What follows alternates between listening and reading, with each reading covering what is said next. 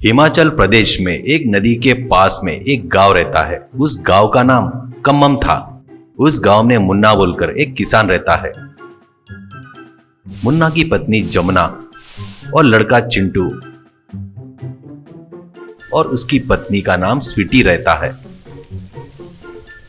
मुन्ना उस गांव में अपने छोटे से खेत में खेती करके होने वाले कमाई से अपने परिवार को पालते रहता है। कम्मम गांव में हमेशा बारिश होती रहती है, तो गवर्नमेंट वाले सभी गांव वालों को सुरक्षित जगह पर ले जाकर रखते हैं। ऐसे रहते हुए उसी साल बारिश बहुत ज्यादा होती है। सभी गांव वाले सुरक्षित जगह पर चले गए, पर मुन्ना का परिवार, लड़का और बहू और कुछ लोग सही समय पर नहीं जा पाए। वो घर में अकेले ही रह गए। हवा तूफान बढ़ जाता है, करंट भी चले गया। ये सब देखकर मुन्ना, अरे बाढ़ बढ़ते ही जा रहा है, पूरा घर पानी में डूब गया है और 1 घंटे तक बारिश ऐसे ही गिरती रही तो अपन सभी लोग तकलीफ में आ जाएंगे, ऐसा कहता है। तो जमुना, अरे सुनो, लड़का और बहू भी है, उनको कहाँ पर लेके जाना? ऊपर छत पर गए तो पानी आ जाएगा, ऐसे कहती है। वो देखकर बहू, माँ जी मुझे डर लग रहा है, ऐसा कहती है। लड़का, मुझे भी डर लग रहा है माँ, ऐसा कहता है। ऐसे सभी लोग डरते हुए रह जाते हैं।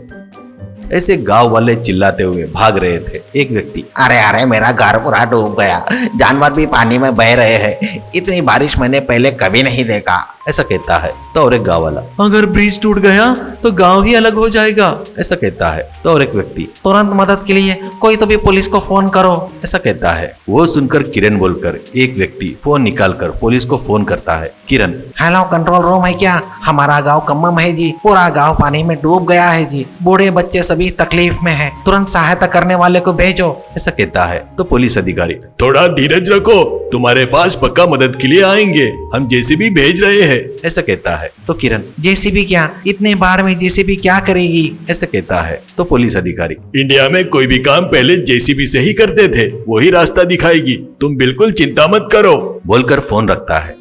सभी गांव वाले एक दूसरे की तरफ आश्चर्य से देखते हैं। ये सुनकर मुन्ना, इतने बाढ़ में जेसीबी क्या करेगी, ऐसा कहता है। तो जमुना, आप निश्चिंत रहो, हम लोग आशा नहीं छोड़ेंगे। इतने में सीता माँ बोलकर एक औरत, ऐसे समय में पूरा गांव मिलकर रहना चाहिए, नहीं तो हम लोग सभी एक एक करके डूब जाएंगे, ऐसा कहती है।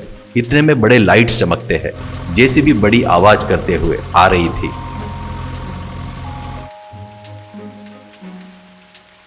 वो जेसीबी का ड्राइवर बिरजू हीरो के जैसे आ रहा था। बिरजू उस गांव में बड़ा डेरिंग बाज वाला लड़का था। वो कोई भी काम रहे तो उसको पूरा किए बगैर नहीं रहता था। अब गांव वालों को देखकर बिरजू, हेलो बॉस, जेसीबी आ रही है, किसी को डरने की जरूरत नहीं, पक्का तुमको बचाएगी, करके आ रहा था। वो देखकर एक व्यक्ति, अरे वाह, इतनी बड़ी मशीन, ऐसा कहता है। और एक व्यक्ति, हम सब लोग उसमें बस हो जाएंगे क्या, ऐसा कहता है। वो सुनकर बिरजू, ये ट्रक नहीं है भाई, जेसीबी है, पर यहाँ पर किसी को टिकट की जरूरत नहीं, आओ सभी लोग चढ़ जाओ, ऐसा कहता है। ऐसे जेसीबी आगे बढ़ाता है।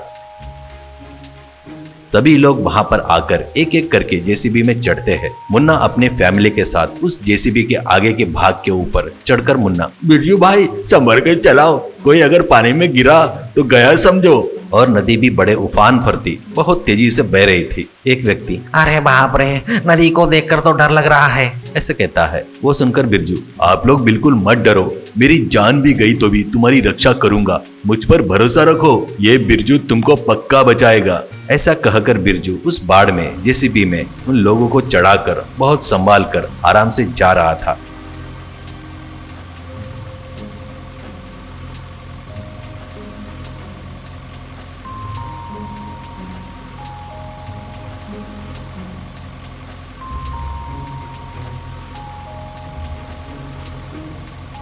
ऐसे जाते हुए जेसीबी नदी के बीच में आकर रुक जाती है। इससे सब लोग डर जाते हैं। जान गई ऐसे लगता है उनको। सीतम्मा, अरे ऐसे कैसे नदी के बीच में ही मर जाएंगे क्या, ऐसे कहती है। अब वो बातें सुनकर सभी लोग कांपने लगते हैं। वो देखकर बिरजू, अरे बॉस डरो मत, ये इंडिया है, यहाँ पर हर रोड पर, हर नदी पर, हर परिस्थिति में एक चैलेंज रहता है, India is not for beginners, कहकर भारत माता की जय कहकर एक बार फिर से जेसीबी स्टार्ट करता है। जेसीबी बड़ी आवाज करते हुए स्टार्ट हो जाती है। सभी लोग राहत की सांस लेते हैं।